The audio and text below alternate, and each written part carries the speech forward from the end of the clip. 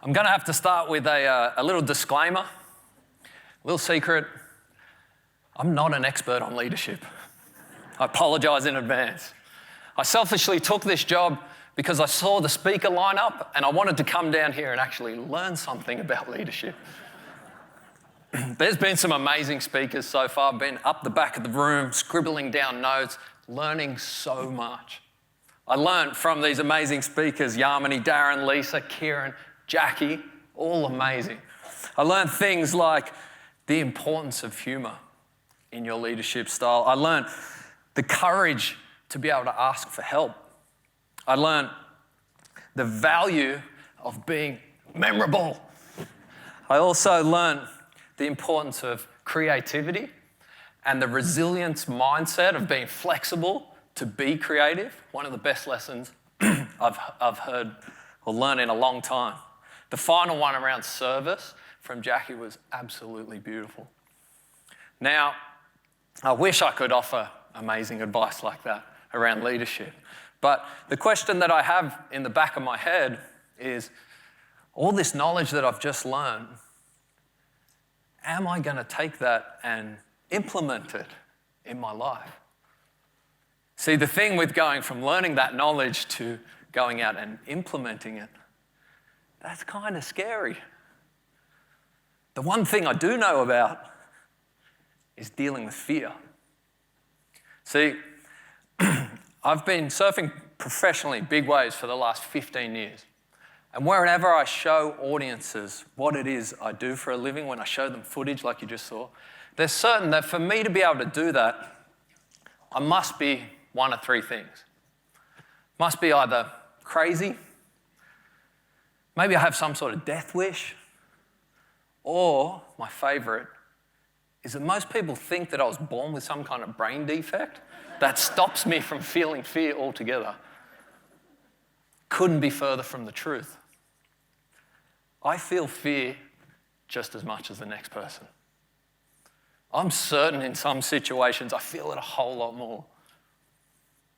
I can actually remember a surf session that I had. It was quite a while back. It was around Christmas time in Hawaii. I'd just flown in from Australia, landed late in the afternoon in Hawaii. Now, Christmas time in Hawaii is winter time, so it's peak swell season. I remember after the long flight, I was dying to get out in the ocean and catch a couple of waves. Quickly raced down to the beach, got there late in the afternoon, and we were greeted by absolutely perfect conditions. I couldn't get out there fast enough. Quickly got my board shorts on, leg rope on, wax up my board. Fast as I could, I paddled out the back to catch some waves. I remember after the third wave that I caught, just pausing for a moment and noticing this feeling of like, this feels like heaven right now. Here I am after that long plane ride in the warm water in Hawaii, board shorts on, perfect conditions. Life doesn't get much better than this. Now, by that time, it was starting to get fairly dark. But I thought to myself, you know what? I'm going to paddle back out the back and just catch one more wave. Gee, I wish I could take that decision back. See, in the time that it took me to get back out the back and find that last wave, the swell, as it does in wintertime in Hawaii, it doubled in size. All of a sudden, I was out in waves bigger than anything I'd been out in my life at that time. I remember looking around over my shoulders and noticing that all the other surfers who I'd been surfing with had made their way in because it was starting to get dark. I started to get a little bit nervous at this point. I figured, okay, next wave that comes through, I'm going to get myself on that wave, get myself to the safety of the beach. So this wave pops up in front of me. I'm like, okay, this is the one. I turn around, head down, fast as I can. I'm paddling for this wave. It's coming. I'm paddling. And then right before I'm about to take off, I look down it, can't do it. I pull back, too scared of wiping out on this wave. I turn around, fast as I can. I'm paddling back out the back like this so that the next wave doesn't break on top of me. Now, I played cat and mouse with the waves, trying to get myself to the beach for the next 45 minutes.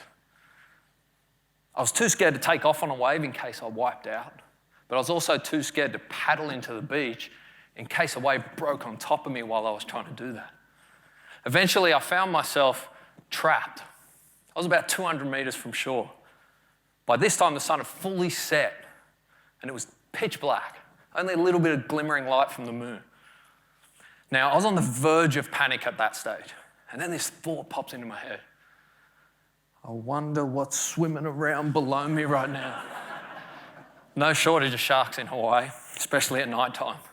That thought just sent me completely over the edge. I went into this full state of panic. I'm sitting there and I have that shallowness of breath and my heart's going through the roof and I'm like this. I've got tears welling up in my eyes. It feels like there's a cricket ball in my throat. I can't swallow. I can't get a clear thought of what to do next. I'm paralyzed in this state of fear. And then all of a sudden, I get this tap on the shoulder. I turn around, straight away, all my fear's gone. I know right in that moment that everything's going to be fine. Right there in front of me was my darling mother. She had paddled out on her bodyboard back in 1991 to Waikiki Beach to rescue her 10-year-old son. I wasn't born fearless. I was terrified of the ocean when I was a little kid.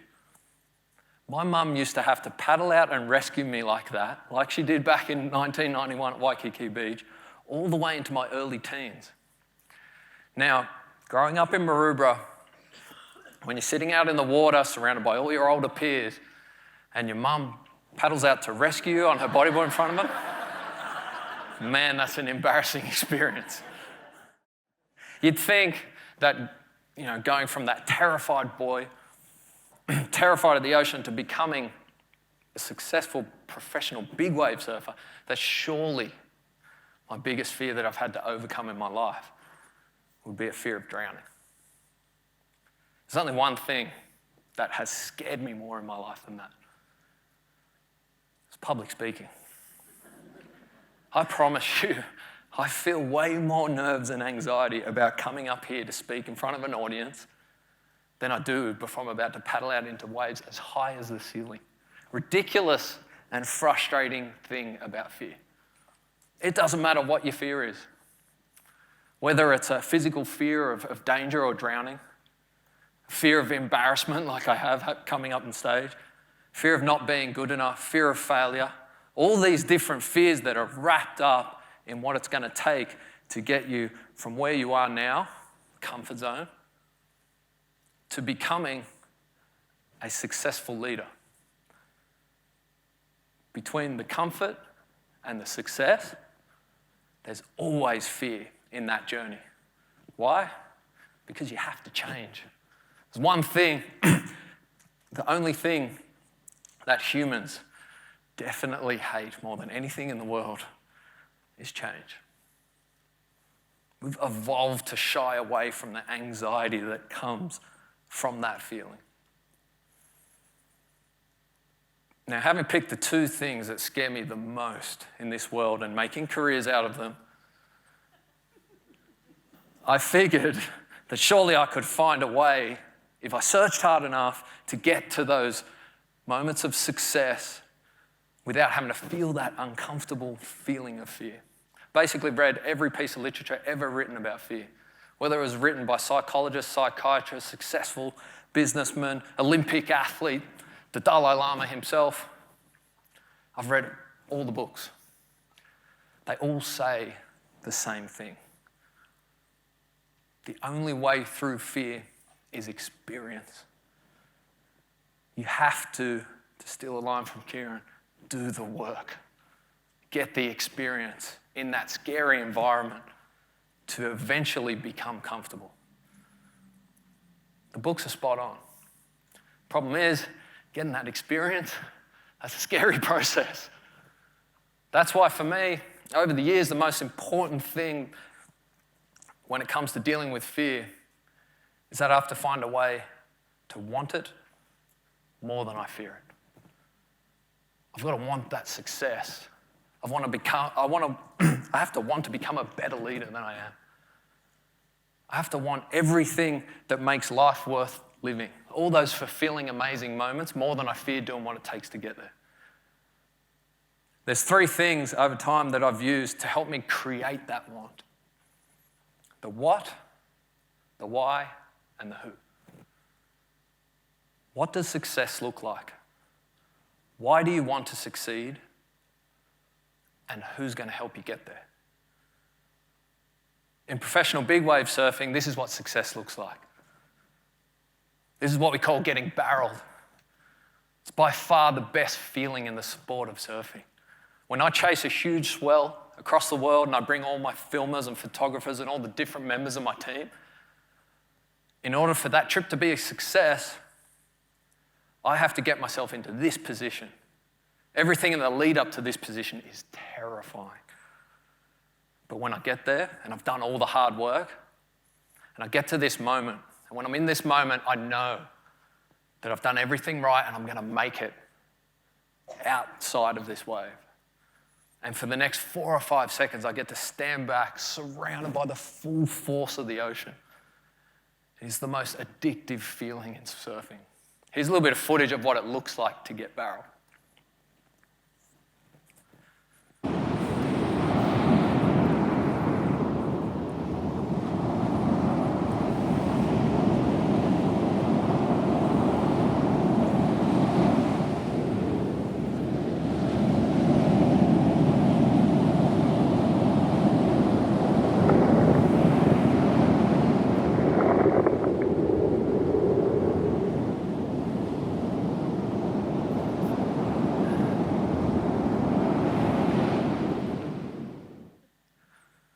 As you can see, I can't control the excitement that I get from that feeling.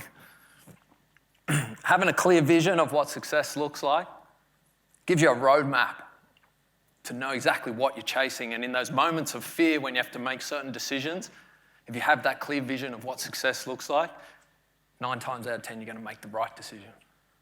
Sometimes, though, I come up with those moments that are so deeply ingrained and so scary that you need something more.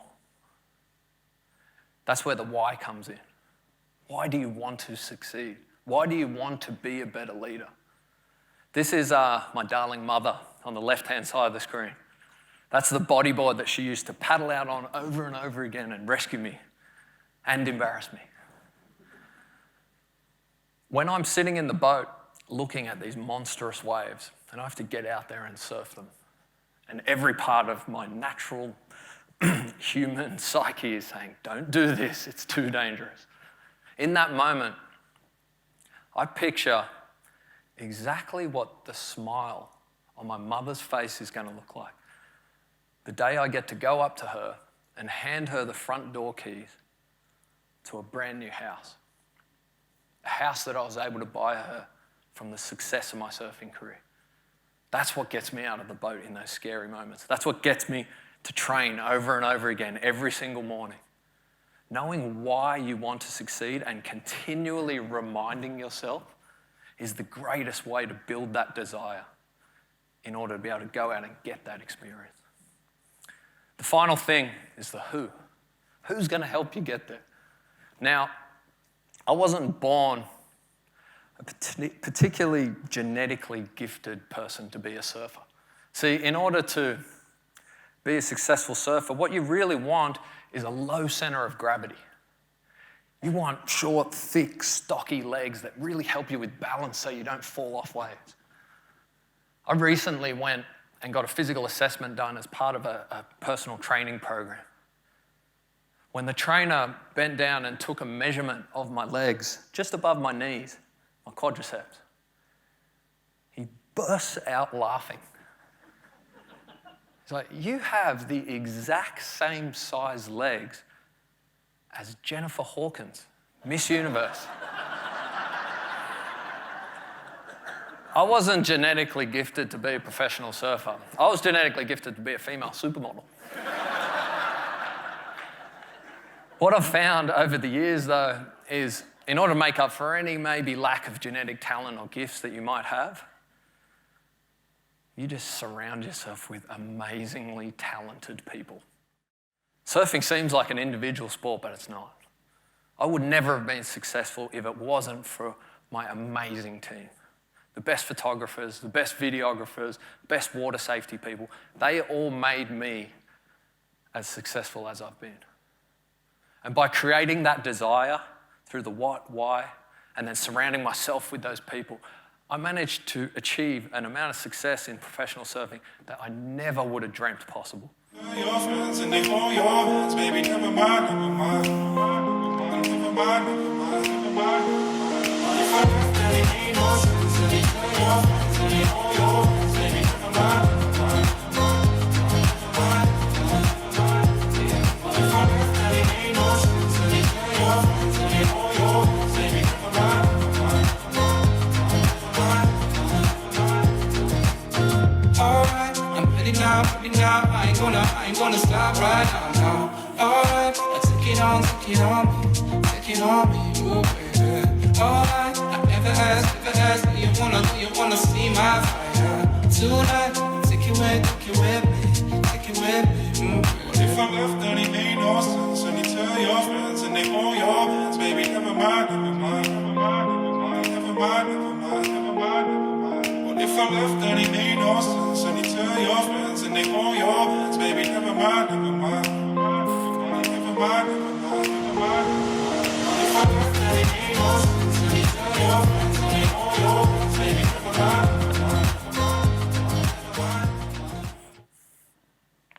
mind. I never would have dreamt that I could achieve what I did in surfing, especially with these legs. But by creating that desire, I basically wanted it more than everyone else. And surrounding myself with that awesome team got me to the success that I had. What I've also learned though is that when you chase the biggest of dreams, eventually you're gonna come face to face with adversity. Back in October 2016, I rode this wave here. The wave basically just closed out, which gave me no option to get off it. Right in front of where that wave's breaking is a reef, and it's about that far below the surface. This wave picked me up and smashed me so hard into the reef that the pain that I felt caused me to black out. I have no recollection of what happened the rest of that day. It's all just fuzzy memories. I woke up the next morning after being airlifted to Canberra Hospital in the most obscene amount of pain that I've ever felt. I remember being in a daze because I didn't even remember what had happened, whether or not I'd wiped out or what. I wanted to know where this pain was coming from, so I looked down at my leg and I saw this. What had happened is that the wave smashed me into the reef and I dislocated my knee. When I dislocated my knee, it tore every ligament and every tendon in my knee. At the same time, it also tore the major artery in my leg and also the major nerves that allow me to control my foot. A couple of hours after I woke up, the doctor came in and he said, look, I've got some good and some bad news. I was like, all right, give me the good news. He said, the good news is that we're able to save your leg. We didn't have to amputate it. The bad news, your professional surfing career is over. The nerve damage was so severe that they couldn't fix it, which meant that I now have a permanent disability. I can't control my foot. I went to a deep, dark hole of depression after hearing that news. For the next 3 months, I was dealing with the most horrific amount of pain. That was the third piece of news, was the pain specialist came in and said, this pain will not go away, basically. You're going to be on medication for the rest of your life, nerve meds. So after 3 months, I was the most depressed I've ever been. I was still in hospital. Out of the blue, I got a message on Instagram. It was a message from a young guy called Jason. Jason reached out to me and said, I just read on a surf website that you're in Canberra Hospital. I'm actually here as well. Can I come up to see you? I really didn't want to see him at the time. I didn't want to see anyone. But my wife, she made me see him. A couple of hours later, this kid gets wheeled into my room by his brother. He's a complete quadriplegic. He had broken his neck snowboarding 6 months before I did my injury, and he was still in hospital from the accident. The moment that I went and shook Jace's hand, and I don't know if you've ever shaken someone's hand who's a quadriplegic, but it's pretty confronting. The hand's all soft and they're struggling to control it because they want to embrace and shake your hand. The moment that I shook his hand, everything changed for me. Straight away, my perspective of my injury completely changed. I was now lucky. All the anger, all the self-pity and loathing I had for the situation, myself, and how I thought it was unfair, that was gone. I just felt lucky that my injury was what it was, and because it could have been so much worse. From that moment, waking up every day grateful for the fact that it could have been so much worse, but it wasn't, my body started to heal. I started to get energy. I started figuring out ways to exercise in my hospital bed. Eventually, after a long road, countless hours of rehab, consistent conversations with Jason, 18 months later, I was lucky enough to be able to send this video to the doctors that told me that my career was over.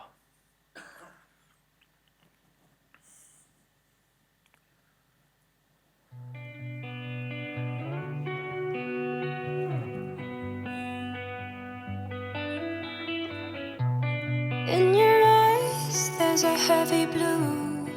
One to love and one to lose. Sweet divine, a heavy truth. Water or wine, don't make me choose. I wanna feel the way that we did that summer night. Drunk on a feeling, alone with the stars in the sky. I've been running through the jungle, I've been running with the wolves to get to you, to get to you. I've been down the darkest alleys on the dark side of the moon to get to you, to get to you. I look for love in every stranger, took too much easy anger, all for you, yeah, all for you. I've been running through the jungle, I've been crying with the wolves to get to you, to get to you.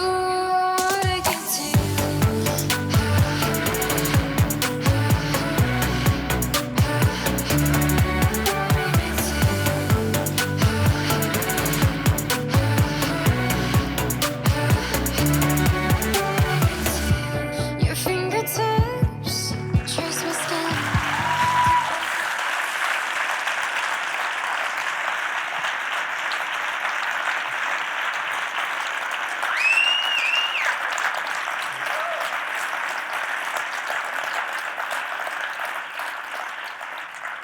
Meeting Jason, sorry, I don't usually tell this story, so it's tough watching it, but meeting him in hospital that day completely shifted my perspective.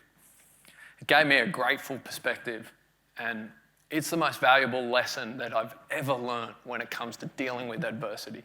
If you can shift your perspective to one of gratitude and not one of feeling sorry for yourself, the physical response your body has is unbelievable. I told Jason that I promised him I would get back to surfing big waves again. He said to me, if you do, I promise you that one day I'll compete in the World Adaptive Surfing Games. He just sent me this footage yesterday.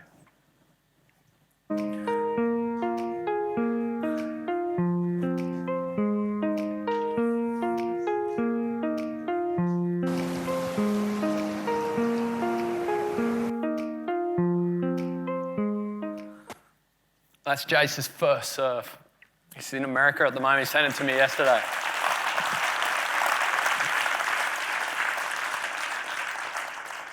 I'm going to surf big waves again one day, hopefully mid next year. And Jason's also going to come along with me and surf. So just like to say thank you so much for your time. It's been an absolute pleasure speaking to you all today. Thanks.